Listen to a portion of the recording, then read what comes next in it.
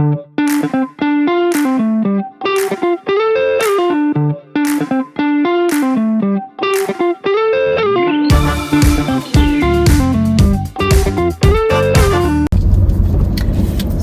ni kita on the way balik rumah. And bila tengok macam ni kan, baru aku tahu kenapa content creator dia, yelah of course lah, nak buat content kenalah bersiap kan. Dan sekarang aku faham kenapa. Kalau kita buat content dekat TikTok, kita pakai filter kan, tapi sebabkan kita guna kamera biasa dekat handphone ni, memang nampak segala macam yang ada dekat muka. Kalau tak make up memang obvious nampak tak make up. So lepas ni aku akan make up lah.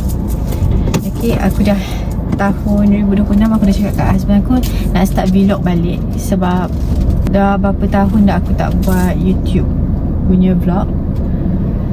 So kita nak buat balik lah. Ni aku dah sampai kat rumah lepas hantar anak-anak ke sekolah. Aku nak cerita sikit lah pasal hari ini. Okay, sebelum tu aku nak tutup pagar dulu. Baby tengah tidur kat belakang, so aku nak tutup pagar dulu sebelum aku start bercerita. Okay, okay, baby tengah tidur. So dia macam ni. Okay, hari ni hari pertama minggu kedua sekolah tahun 2026. So malam hari Ahad, aku sebelum tidur tu aku dah buat mindset lah.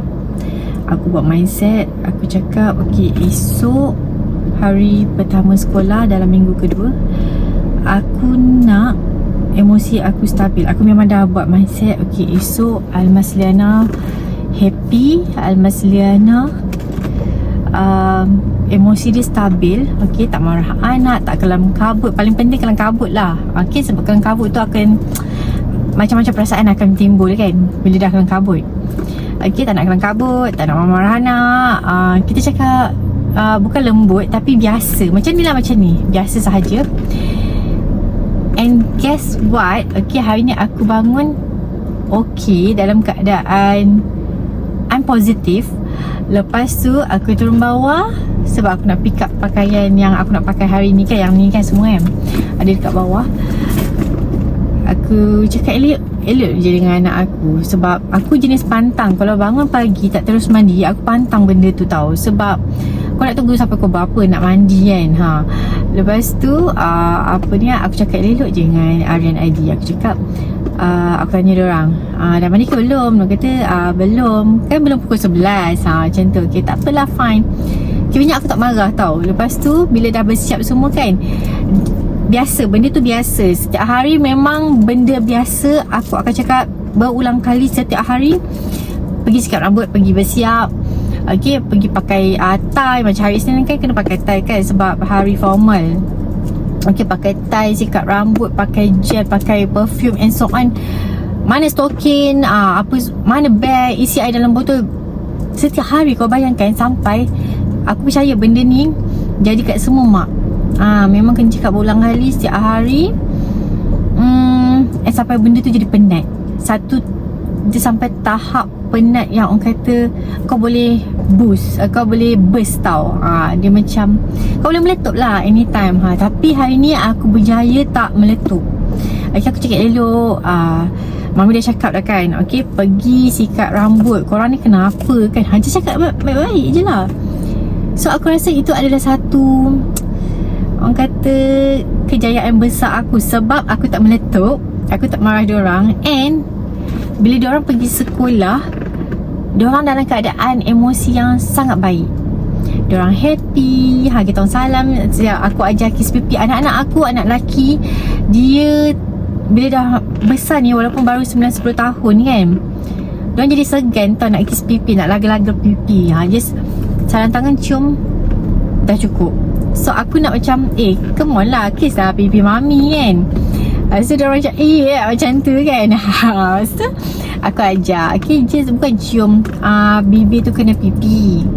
just laga pipi like it's enough. Lepas tu kata masa dah macam okay. Dia macam happy moment yang kita create hari ni, hari Isnin. So okay, aku rasa macam aku dah lama tak macam ni. Last aku macam ni masa diorang Aryan darjah 1, ID Tadika kan. Lepas tu bila Aryan naik darjah 2, ID darjah 1, aku dah start kelang kabut. Aku dah asyik marah. Aku bayangkan anak nak pergi sekolah, tapi sebelum pergi sekolah tu apa-apa start daripada rumah kan. Kau kena marah dengan mak kau. So emosi nak belajar tu tak stabil. Bila aku fikir balik benda ni kan, dia macam ni, engkau menyesal tapi kau still buat. Dia tak boleh nak elak benda tu sebab dia jadi habit tau. Mesti kena ada momen termarah anak sekejap. Tapi okey. Tapi hakikatnya anak tu bawa emosi kena marah tu ke sekolah. Dia tak best lah. Belajar dalam keadaan yang tak best. Aku kena marah dengan mak aku. Apa salah aku? Sebab anak-anak masa aku tak tahu macam mana nak cakap.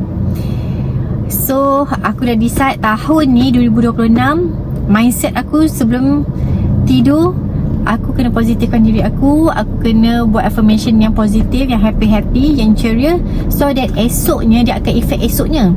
Okay, esoknya aku dalam keadaan happy, positif, and dia efek anak-anak aku. So that's it yang aku nak share hari ni. I'm happy diorang pergi ke sekolah dalam keadaan yang baik.